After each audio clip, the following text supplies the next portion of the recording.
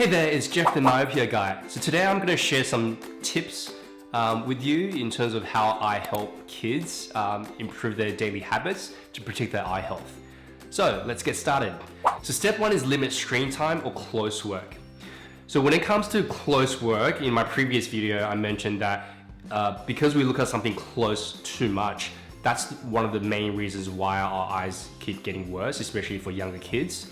So in terms of closer, what I mean by that is anything really closer than a meter or so, okay? So that does include your computer screens, laptops, tablets, iPads, phones, but it does include things like playing toys, Legos, include things like drawing, include things like writing, so anything close in general. So the advice is that we want to limit that up close time to about 2 hours per day. So tip number one is that we need to make sure we list out all the times or all the activities that our kids do after school. So for example, if they come home and they watch TV, we're going to record that down in a journal type of thing to just to see what their lifestyle is actually like. So once you record the lifestyle that your kid has, we can start to prioritize what's most important. So, things like reading, things like writing, even things like drawing or playing, certain toys to stimulate their brain. All these things we're going to prioritize as much as possible. When it comes to digital devices, if they're just watching videos, if they're gaming, for example, we're going to try and reduce that as much as possible. We're going to put that right behind in terms of the priority list. We're gonna go into tip number two, which is set screen time. So in terms of screen time, most phones, most tablets, iPads, computer screens, even smart TVs nowadays, we're able to set limits. So once you work out, let's say they spend at least 1.5 hours doing learning, related activities, we're gonna try and limit our screen time as much as possible to around that half an hour mark in that specific case. So tip number three is to use audio apps. So what I mean by that is we can try and replace some of our learning in audio formats. So in that way, we're not using our eyes as much. We have things like Audible, Spotify, Apple audiobooks. There's plenty of different options for you to listen to books instead of reading them if your kid likes to read.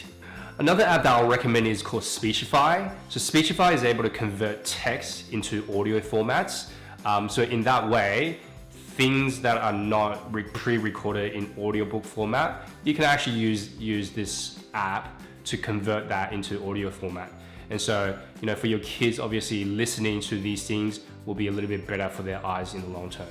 Tip number four is to remove temptations. So unfortunately, sometimes parents do have to make the hard decision in terms of removing the source of temptation in the first place. So what I mean by that is, of course, if they originally have a tablet or an iPad, maybe that's something we might have to remove altogether, so then they're not tempted. It does sound a little bit cruel, but it's something that does really work. I've got friends, for example, who doesn't actually have a TV at all at home, so they don't even have a choice to watch TV when they're at home. So step number two is to take regular rest breaks. So we actually recommend taking a 10-minute break every 30 or 45 minutes of close work. So according to the International Myopia Institute, if you hold things too close, so closer than 20 centimeters, or if you do continuous close work for more than 45 minutes, both of those things are high risk when it comes to making your eyes worse. We previously have an old rule of the 20-20 rule, or sometimes the 20-20-20 rule, which is when you take a 20-second break every 20 minutes, looking at something 20 feet away, or that's 6 meters away. But that has been shown not to be as effective as we thought it was. And so this is why we recommend the 10-minute break rule every 30 to 45 minutes instead. So one tip for this section is that you should probably set a timer for whatever your kid is doing. So if they're reading, for example, we can set a timer for like half an hour or so we can remind ourselves or remind the kid to take a break afterwards. And when we take a break, of course, we're not, looking at phones or TV or anything like that. We want to get them to go outside as much as possible, looking at something further away and just being outdoors under the sun. Of course, it's great to get the kid moving so they can have better physical health as well as not using their eyes too much. All right, the third step is to spend more time outdoors. So in my previous video, I did talk about being outdoors is one of the best ways to actually prevent myopia or short-sightedness or nearsighted in the first place.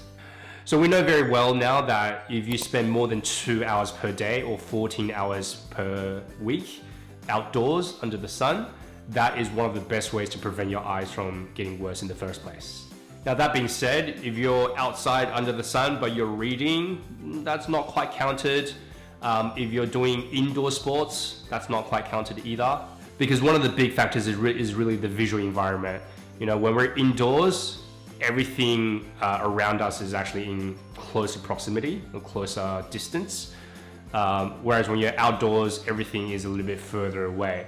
And that really does make a difference when it comes to making your eyes worse or not. And so one of the biggest tips, of course, is to make outdoor time a routine. Because if you don't make a routine, then you're gonna be more likely to be indoors. And so if you know that you're gonna go outdoors every single day at a certain time, that will be the best. And our last step is really to be empathetic. Setting boundaries for our kids is a very difficult thing. Being a father to a 3-year-old, I can understand the challenges when it comes to setting boundaries. But setting boundaries for their daily habit, for their lifestyle, is quite important for their eye health. And it's not just the eye health, it's great for their physical health, it's great for the mental health as well.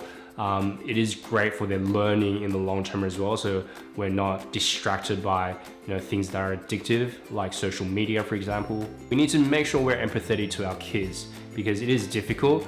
If I take your phone away today, you're not going to be happy either.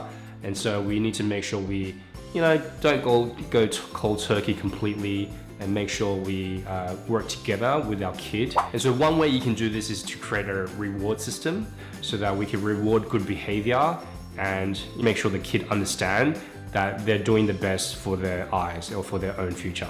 One other way of doing this is, of course, modeling behavior. A lot of times parents who have short-sightedness or myopia themselves, they generally have a high risk of having their kid becoming short-sighted as well. So of course this is part genetics, but it's actually part environment as well. If the parents have a visual environment that's more indoors, less outdoors, they're more likely to become short-sighted and their kids are more likely to get myopia as well.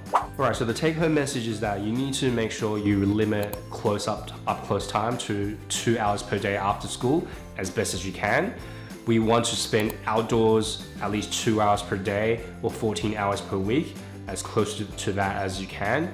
And also we need to make sure we take regular breaks, 10 minutes every 30-45 minutes or so. So in that way we can protect our eyes and stop it from getting worse. So these simple steps can really make a big difference, and I hope this really helps you today. If you have any more tips, please comment below so we can share all these practical tips together so that we can help our kids prevent myopia.